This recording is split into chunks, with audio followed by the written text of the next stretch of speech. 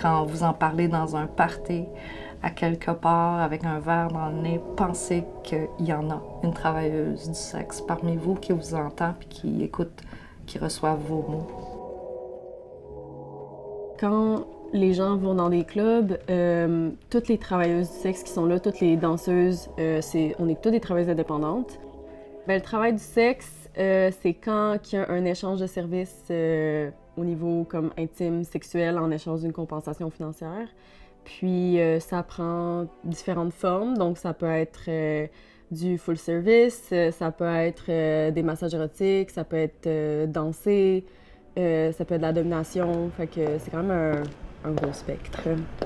Il y a des filles qui font du pole dance qui ne sont pas des travailleuses du sexe, il y a des filles qui sont travailleuses du sexe qui font du pole dance.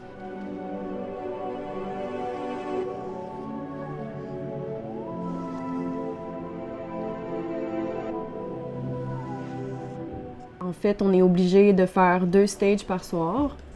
Donc, c'est un stage consiste en environ de 6 minutes. Puis le premier stage, t'enlèves ton top. Puis le deuxième, c'est full nudité, obligatoire. Aussi rendu à l'arrière, donc je dis l'arrière, là, mais c'est rendu dans la cabine privée, en fait. Ben là, c'est là que la danse, le lap dance, commence. Le plus fréquent et le plus normal, c'est de seulement toucher seins-fesses entre les jambes, puis surtout entre les jambes, ça serait considéré comme une agression sexuelle.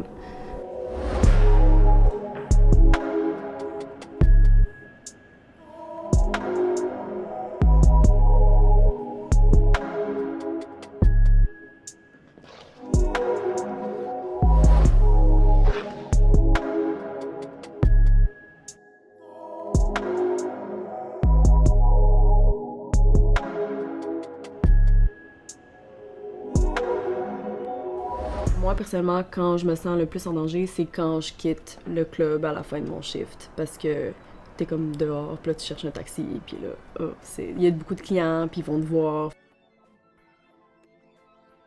Les risques en tant que tels, c'est sûr que de dealer avec des étrangers, les risques de violence sont là, existent. Mais on devrait avoir un système où les travailleuses du sexe n'ont pas peur d'aller voir à la police. Il y a une différence importante entre les systèmes criminalisés, comme aux États-Unis, la prostitution est illégale en tant que telle, donc les travailleuses du sexe peuvent être criminalisées.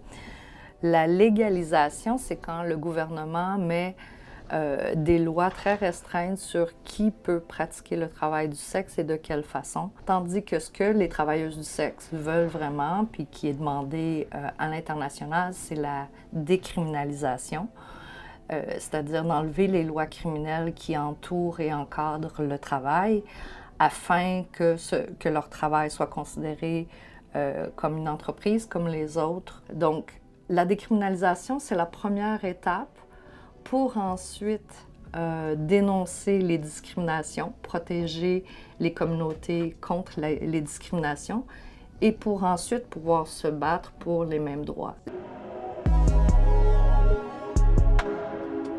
J'ai l'impression que même si c'est officiellement décriminalisé, les stéréotypes puis les constructions sociales sont tellement renforcées que je pense que c'est de là que ça doit partir un peu en premier.